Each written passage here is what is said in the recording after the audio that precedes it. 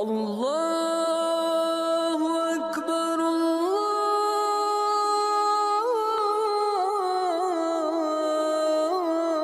الله أكبر لا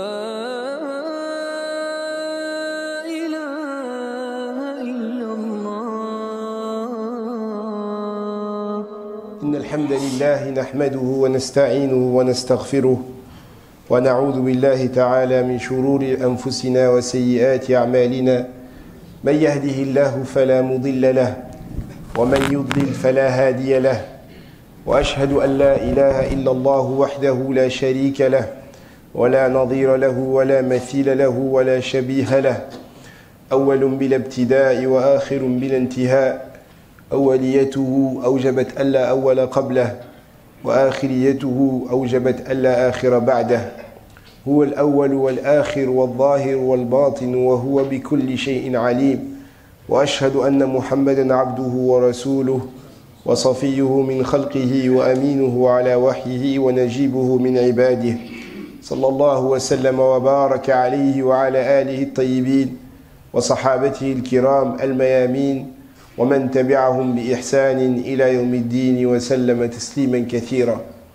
عباد الله، أوصيكم وأوصي نفسي الخاطئة بتقوى الله تعالى ونزول طاعته، كما أحذركم وأحذر نفسي من عصيانه ومخالفة أمره. من عمل صالحا فلنفسه ومن أساء فعليها وما ربك بظلام للعبيد. أيها الإخوة الكرام والأخوات الكريمات، يقول الله تبارك وتعالى في محكم تنزيله بعد أن أعوذ بالله من الشيطان الرجيم على لسان نبي الله إبراهيم عليه السلام: والذي هو يطعمني ويسقين وإذا مرضت فهو يشفين. وإذا مرضت فهو يشفين. فالله تبارك وتعالى هو الشافي، لا إله إلا هو. الله تبارك وتعالى هو الشافي. وقال تعالى: وننزل من القرآن ما هو شفاء ورحمة للمؤمنين ولا يزيد الظالمين إلا خسارا. روي أن أبو القاسم القرشي ذهب إلى الروضة الشريفة حيث قبر رسول الله صلى الله عليه وسلم،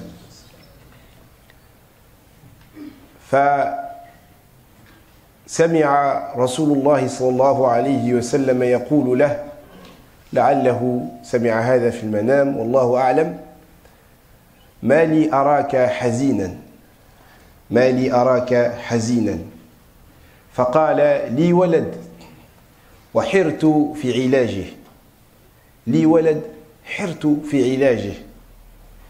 فقال له رسول الله صلى الله عليه وسلم: أما قرأت تلك الآية أو الآيات في الذكر الحكيم؟ قال: وما هي هذه الآيات؟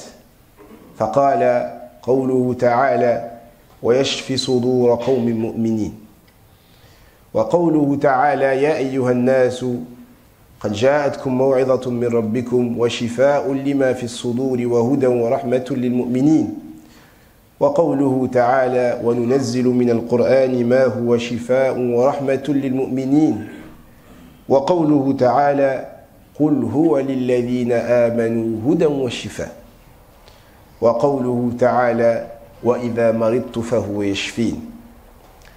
يقول أبو القاسم القرشي: فعدت وقرأت هذه الآيات على ولدي فشفاه الله تبارك وتعالى، فشفاه الله تبارك وتعالى. إذن المؤمن حينما تقف الأسباب عاجزا ويقف الطب، فالمؤمن لديه باب واحد لا تنغلق. إذا أغلق الأملاك دوني قصورهم ونهنى عن غشيانهم زجر حاجبي، فزعت إلى باب المهيمن طارقا مدلا أنادي باسمه غير هائبي. هذا الباب الذي لا يسد، باب الله تبارك وتعالى. الله لا يعجزه شيء، لا يعجزه شيء. وهذا من فقه الأنبياء. هنالك دعا زكريا ربه، يعلم مهما كان الأمر الله هو مسبب الأسباب. وهنا ينبغي قبل أن أخوض في هذا الموضوع أن أصحح أو أنبه إلى مسألة في غاية الأهمية يخطئ فيها الكثير، وفيها طرفان، وقد قيل كلا طرفي قصد الأمور ذميم. فهناك من يعطل الأسباب، هناك من يعطل الأسباب، وهذا مخالف لدين الله تبارك وتعالى وسوء الأدب مع الله تبارك وتعالى. المؤمن يؤمن بالأسباب، أن الله تبارك وتعالى إن كل شيء خلقناه بقدر. الله خلق الأسباب وخلق هذا العالم على قوانين، وهذه القوانين نحترمها ونعيش معها، والتخلي عنها سوء فهم في دين الله تبارك وتعالى، وقد يكون أحيانا سوء أدب مع الله تبارك وتعالى. يقول ابن الجوزي في هذا الموضوع، يقول لو أن رجلا عنده أرض خصبة وعنده ماء ليسقي الأرض، لكنه أخذ الماء لم يسقيها وضعها، ثم اتجه إلى الله وصلى ركعتين وقال اللهم أعطيني خضروات وأعطيني ثمرات وأعطيني، والماء بجانبه لم يسب عليه، قال هذا سوء أدب مع الله تبارك وتعالى، لأن الله لم يأمرك بهذا. الرؤية الصحيح أنك تسقيها ولا تكتفي بالأسباب، بل بعد ذلك تدعو الله تبارك وتعالى، تجمع، تتخذ بالأسباب، ومع ذلك تؤمن إيمانا جازما بأن الله هو الفاعل. فإذا هناك من يعطل الأسباب، وهذه مصيبة، هذه مصيبة. النبي صلى الله عليه وسلم عاش واستعمل الأسباب، استعمل الأسباب، وإذا المؤمن يحترم هذه الأسباب لا يعطلها، يذهب إلى الطبيب ويطلب الشفاء، لكن أيضا لا يجوز للمؤمن أن يؤمن إيمانا كليا، وأن يؤمن بأن الأسباب مستقلة عن الله تبارك وتعالى، فيؤمن إيمانا جازما بالطبيب أو بالعلاج، وينسى أن العلاج ينبغي أن يكون عنده إيمان بأن الله هو الشافي، مع أنه يستعمل الأسباب، مع استعماله الأسباب. هذه مسألة في غاية الأهمية، ينبغي أن يتزن المؤمن في هذا الموضوع، أن يتزن المؤمن في هذا الموضوع. إذن كما كان يرى أبو حامد الغزالي رحمه الله أن الأسباب الفاعل الحقيقي هو الله تبارك وتعالى. لذلك النار من قوانين النار أنها تحترق، لكن الله تبارك وتعالى لما أراد أن يعطل هذا السبب كوني بردا وسلاما على إبراهيم فلم تحترق، لأن هذه الأسباب، هذه القوانين تعمل بإرادة الله تبارك وتعالى، تطيع لأمر الله تبارك وتعالى.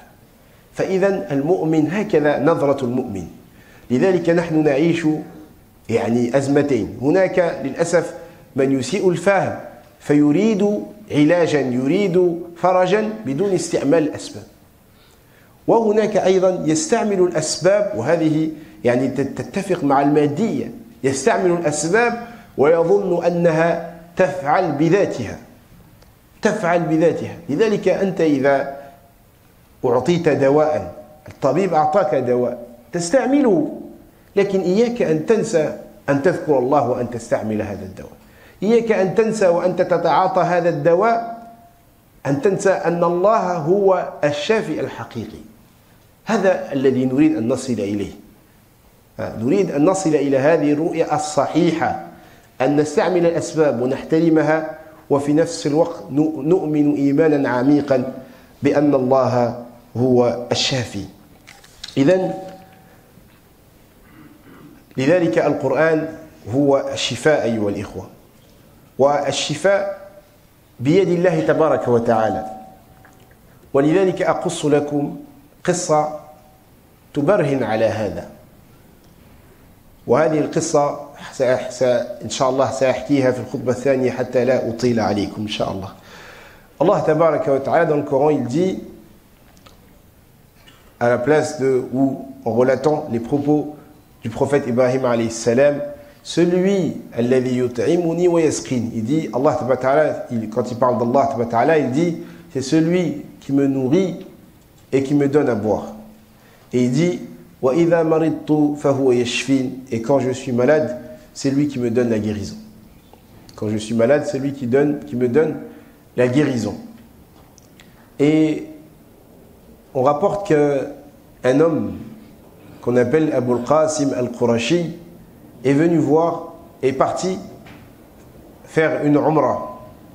Et quand il est arrivé dans la mosquée devant la tombe du prophète sallallahu alayhi wa sallam, il a eu une communication avec le prophète, sûrement dans un rêve. Et il a entendu le prophète lui dire « Pourquoi je te vois triste? Pourquoi tu es triste ?»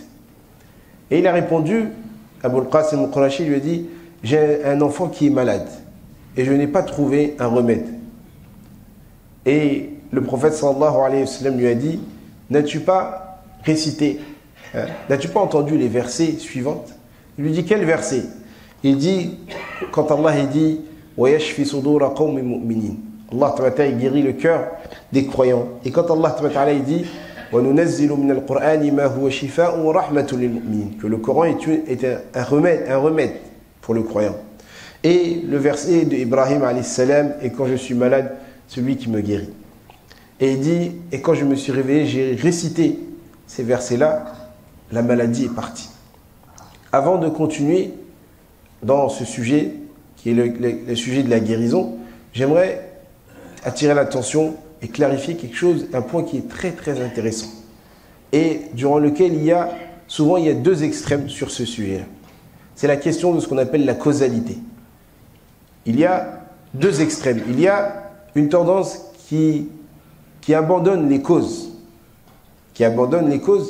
et qui cherche une solution chez Allah tabaraka wa ta'ala, qui cherche la solution, le remède, en abandonnant les causes.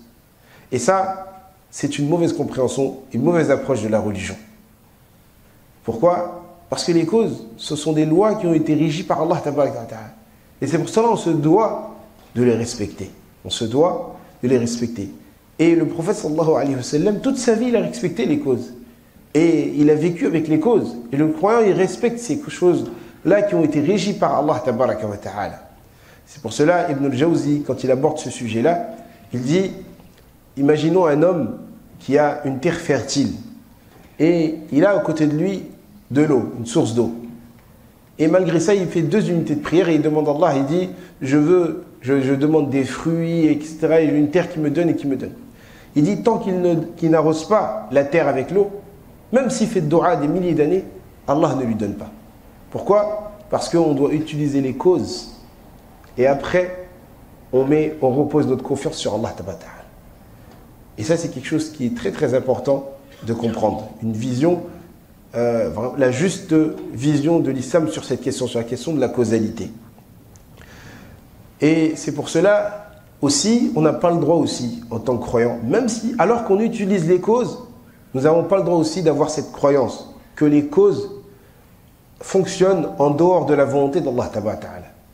Que les causes sont indépendantes. Non. On doit aussi croire à chaque seconde que ces causes-là, dont Allah il a régi, ne fonctionnent uniquement parce qu'Allah donne l'autorisation, il leur donne l'ordre. Et si Allah il décide que ce soit autrement, ça devient autrement. Comme il a décidé avec Ibrahim alayhi salam. Parmi les lois qu'Allah il a régies dans l'univers, c'est que le feu il brûle. Mais avec Ibrahim alayhi salam, Allah il a décidé que ce soit autrement. Kouni bardan wa salama. Il a décidé que ça soit paix, ça soit une paix pour le prophète Ibrahim alayhi salam. Et le feu n'a pas brûlé Ibrahim alayhi salam. C'est pour cela, beaucoup de savants ont abordé, sans rentrer dans tous les détails, et surtout Abu Hamid al-Ghazali, il a beaucoup abordé cette question, la question de la causalité, et il a insisté surtout que celui qui fait vraiment, c'est Allah tabaraka wa ta'ala. Celui qui fait vraiment, c'est Allah tabaraka wa ta'ala, et les causes, ce sont des choses qu'Allah il a voulu qu'elles soient comme ça, mais qu'il faut les utiliser. Il faut les utiliser, mais il ne faut pas les utiliser en ayant la croyance qu'ils fonctionnent indépendamment indépendamment de la volonté d'Allah tabaraka wa ta'ala. أقول قولي هذا وأستغفر الله لي ولكم فاستغفروه إنه هو الغفور الرحيم.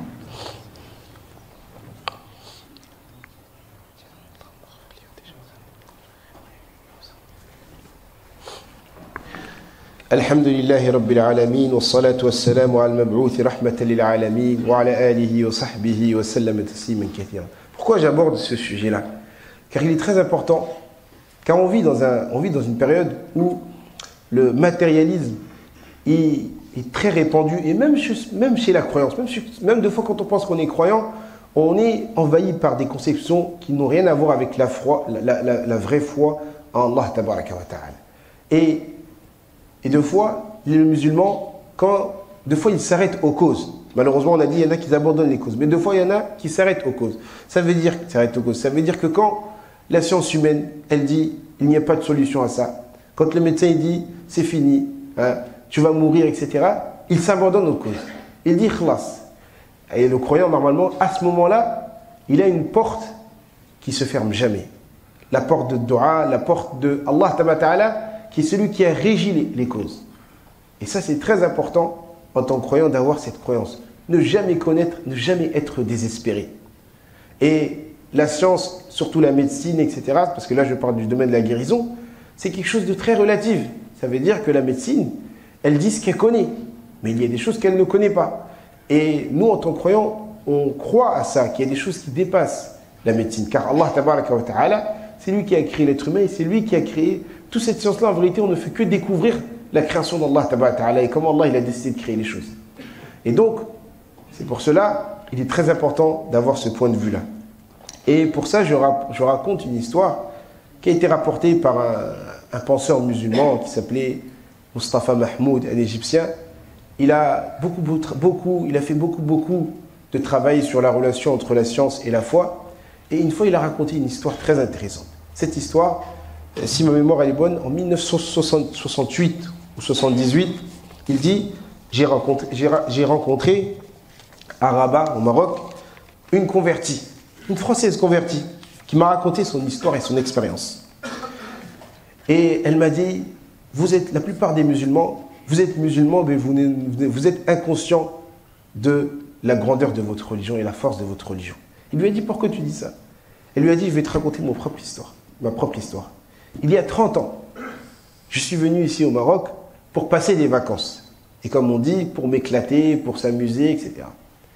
Un jour avant mon dernier jour de vacances, j'ai vu un rêve. Et dans ce rêve-là, j'ai vu un homme blanc, attirant, très beau. C'est le prophète sallallahu alayhi wa sallam. Elle ne savait pas à ce moment-là. Et elle a dit, quand j'ai vu, il m'a montré un Coran. Alors qu'elle ne connaissait même pas le Coran. Il m'a montré un Coran. Et elle dit, et j'ai connu dans le rêve que c'était le Coran des musulmans. Elle dit, je me suis réveillé et j'étais effaré par ce que j'ai vu. Et touché. Et elle dit, quand ceux qui sont venus avec moi, quand ils ont décidé de repartir, je leur ai dit que moi, je ne vais pas partir. Je vais rester ici. Et elle a dit, j'ai commencé à chercher un Coran. Et j'ai fait des études en langue arabe. Et j'ai commencé à m'intéresser à lire le Coran et à comprendre la religion. Et elle dit, je me suis converti. Une fois qu'elle s'est convertie, elle dit, un jour elle a senti une douleur et elle a découvert des rougeurs dans les endroits de son corps. Et elle dit, je me suis dirigé vers un médecin. Et le médecin lui a dit, madame, vous êtes atteinte par le cancer. Et le cancer, c'est un cancer où il n'y a pas de retour. C'est fini. Tout ce que vous pouvez faire, c'est que vous écrivez votre testament. Mais en tant que médecin, je ne peux plus rien faire. Et là, cette femme-là, elle a dit juste après quelques jours, ça c'est 15 ans après sa conversion, elle dit, ceux qui étaient avec moi, qui sont mes amis, qui étaient venus faire les vacances pour moi, ils sont revenus 15 ans après. Alors, quelques jours après, ce qui s'est passé, sa conversion avec le médecin. Et elle dit, quand ils m'ont vu, ils m'ont dit alors comment tu vas, etc. Et je leur ai parlé de ma maladie. Et là, ils ont commencé à se moquer. Ils lui ont dit, toi à la base, tu es converti. Il dit, si tu serais dans une religion, ça serait une religion authentique, tu ne serais pas atteint par cette maladie. Hein? Ils ont commencé à s'extaser sur sa situation. Et elle dit, ça m'a touché. Et elle a dit, j'ai pas dormi cette nuit-là. Regardez, c'est ce qu'on appelle la porte qui ne se ferme jamais. Elle dit, le soir, je n'ai pas dormi. J'ai très mal. Et j'ai demandé à Allah, je me suis plaint auprès de ce qu'ils ont dit sur moi. Et j'ai dit, Ya Allah, t'as fait en sorte que ces gens-là ne s'extasient pas de moi et de ma religiosité. Elle dit, et j'ai pleuré d'une façon où j'ai senti tous les endroits de mon corps se diriger vers Allah tabaraka wa ta'ala. Et elle dit, juste après, par la fatigue, je me suis endormi et quand je me suis réveillé, je n'ai plus senti la moindre douleur. Je suis parti dans le miroir, je n'ai plus vu tous les rougeurs qu'il y avait dans mon corps. Tout de suite, je me suis dirigé vers le médecin et vers ce médecin. Et quand il a vu mon dossier, il lui a dit, vous n'êtes pas celle qui est venue, vous êtes quelqu'un d'autre. Il a regardé le dossier, il lui a dit, qu'est-ce qui s'est passé? Et il lui a dit, la conversion s'est arrêtée ici avec le médecin. Et moi, j'ai compris ce qui s'est passé, même si lui, il n'a pas compris. Il a dit, c'est pour ça que j'ai dit, vous ne savez pas, les musulmans, la grandeur de notre religion. Avec une prière sincère devant Allah ta'ala, en se purifiant, Allah ta'ala, il lui a donné le remède. Ça dépasse le monde de la cause, le monde des causes. Et je finis aussi par une autre histoire. Et là, j'insiste vraiment, il y a des histoires anciennes dans ce domaine-là, mais j'insiste sur les histoires contemporaines, afin qu'on ne se dit pas c'est juste des histoires anciennes. On sache que c'est une porte qui est toujours ouverte pour celui qui a qui remplit les conditions et qui a la prédisposition et qui se dirige sincèrement vers Allah ta'ala. Cette histoire-là, vous pouvez la trouver sur YouTube, c'est un prédicateur qui est connu, qui est un Libyen, qui s'appelle Mohamed El-Jouhani. Il raconte sa propre expérience. Il dit, j'étais marié avec une femme, durant des années, je n'ai pas eu d'enfant. Et il dit, et en plus, je travaillais en tant que traducteur dans un grand hôpital où il y avait des grands spécialistes à Londres. Et il dit un jour, la mère de ma femme, de sa proche, elle a insisté pour moi pour que je fasse des analyses. Comment ça se fait depuis des années, tu n'as pas d'enfant? Et il dit finalement, elle a réussi à me convaincre, et il y avait un grand spécialiste dans cet hôpital. Je suis parti faire des analyses chez lui. Et il m'a dit, désolé monsieur, mais vous, médicalement, c'est impossible que vous avez un enfant. C'est pas possible, médicalement. Bon, lui, il n'a pas dit comme ça, il lui a dit juste, vous ne pouvez pas avoir d'enfant. Il lui a dit, quand j'ai entendu cette parole-là, je l'ai mal pris. Et je lui ai dit, ce n'est pas à toi d'avoir le dernier mot. Toi, tu me dis juste c'est possible ou non. Ce n'est pas à toi d'avoir le dernier mot. Et il dit tout de suite, j'ai pris un billet et je me suis dirigé à la Mecque. Et j'ai fait une umrah. Et j'ai pleuré des nuits là-bas. Et j'ai demandé à Allah qui me donne des enfants. Et quelle est l'invocation qu'il a dit? Il a dit, oh Allah, tu me connais, tu connais ma générosité. Je n'ai jamais refusé à un invité chez moi une demande. Chaque fois qu'un invité il vient chez moi, je ne lui refuse pas une demande. Et moi aujourd'hui, ici, à la Mecque, je suis ton invité. Donc tu ne peux pas me refuser ma demande.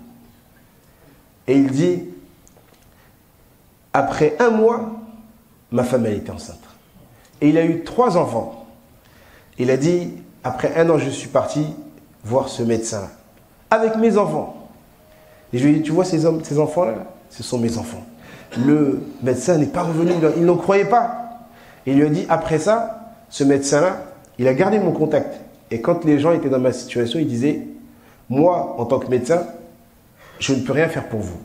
Mais je vais vous donner le numéro d'un homme, peut-être qu'il va vous donner quelque chose qui va vous servir. Il a compris qu'il y avait quelque chose qui pouvait dépasser le savoir de l'être humain.